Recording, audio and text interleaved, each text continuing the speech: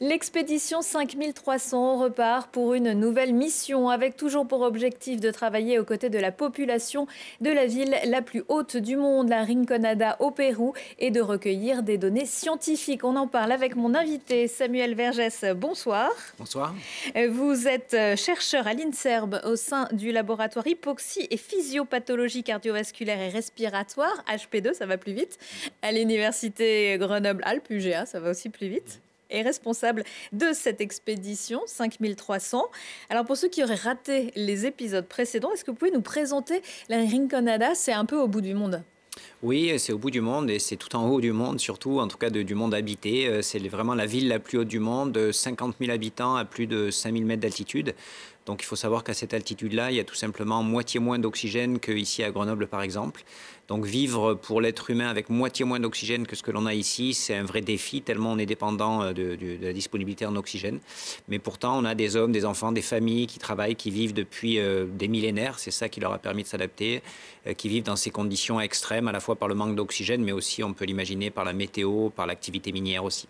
Alors on va développer un petit peu, à tel point que ces conditions extrêmes vont vous demander, vous partez demain, mercredi, mais vont vous demander de faire une petite halte pour vous acclimater. Alors oui, pour nous, de personnes de plaine, habitants de plaine, monter d'un coup à plus de 5 000 mètres d'altitude, ça va un petit peu trop vite pour l'adaptation de notre organisme. Donc on part de fait demain, mercredi. On va passer 3 nuits, 3 jours à 3800 mètres d'altitude sur l'altiplano péruvien, avant de monter ensuite dimanche à la Rinconada, où déjà en quelques jours, arriver là-haut, ça va nous solliciter pas mal. Alors comme dans toute la plupart des villes et même des tout petits villages sud-américains, on a vu, il y a un stade de foot, mais ça fait pas tout. Les conditions sont très très dures là-bas, vous le disiez. La ressource principale, c'est la mine. Voilà, c'est une mine d'or. Les Incas exploitaient déjà l'or dans cette montagne, donc c'est très ancien, mais ça n'empêche pas que les conditions de travail sont toujours extrêmes. Les conditions de vie, tout simplement. C'est vrai qu'il n'y a pas d'eau courante, pas de chauffage, donc pas de tout à l'égout. Donc c'est très rude. Le climat aussi, bien sûr, est rude. Donc on étudie malgré tout ce qui est la pression majeure au niveau du fonctionnement des corps, des organismes dans cette population-là, qui est le manque d'oxygène. Ils ont des capacités d'adaptation à la haute altitude qui sont exceptionnelles pour vivre à une telle altitude-là, mais une partie quand même de la population présente des pathologies, des maladies du fait de ce manque d'oxygène. Et c'est aussi notre champ d'étude que de comprendre quelles sont ces pathologies et puis quels sont les traitements aussi qu'on pourra leur proposer. Cette 5e mission, c'est la 5e, hein? Oui. Voilà. Oui. Elle va consister en quoi? Alors on a un champ d'études assez incroyable là-haut et compliqué qui sont les adaptations du sang de ces habitants de haute altitude. On sait que lorsque l'on monte quelques jours en altitude, nous, on produit quelques globules rouges en plus. Les sportifs même rêvent de ça. Et c'est plutôt bon pour notre santé, pour nos performances sportives. Mais eux qui habitent en permanence à si haute altitude, ils ont une quantité de globules rouges incroyable qui se développent dans leur sang au point que leur sang devient visqueux.